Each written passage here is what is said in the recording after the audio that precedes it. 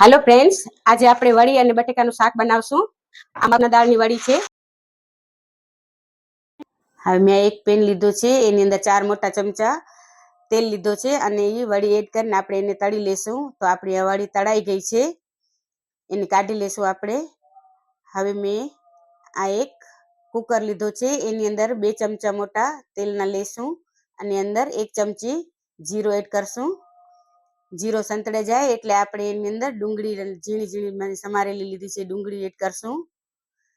તો આપણી ડુંગળી સંતળાઈ જાય। ડુંગળી સંતળાઈ ગઈ। હવે આપણે 1 ચમચી જેટલો આદુ અને લસણની પેસ્ટ નાખશું। તો એ પર બરાબર સાંતળી લેશું।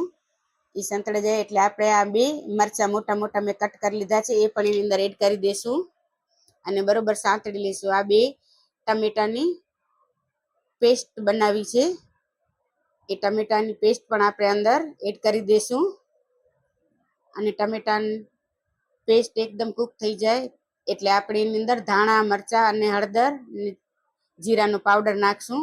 એ બરોબર બધી મસાલા સંતળાઈ જાય એટલે આપણે બટેકા અંદર એડ કરી દેશું।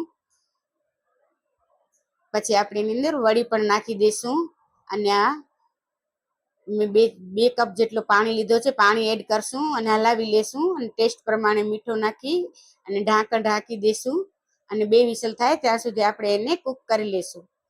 તો આપણો આ 2 વિસલ વાગી અને કૂક થઈ ગયો છે શાક। તો હવે મેં એક પેન લીધો છે, તો મેં આ એક પેન લીધો છે, એની અંદર 2 ચમચા તેલ લઈ અને ડુંગળીની ગ્રેવી લીધી એને સાંતળી દેશું। ડુંગળીની ગ્રેવી સંતળાઈ જાય એટલે એની અંદર મેં લસણ અને આદુની પેસ્ટ નાખશું 1 ચમચી જેટલી।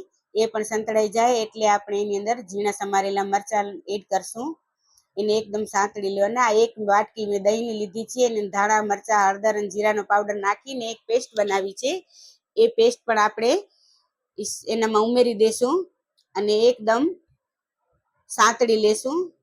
આપણું દહીં ફાટી ન જાય એ પ્રમાણે સાંતળી લેશું। તો આપણા એકદમ મસાલા ચડી ગયા છે એટલે ટેસ્ટ પ્રમાણે મીઠું નાખી દઈશું।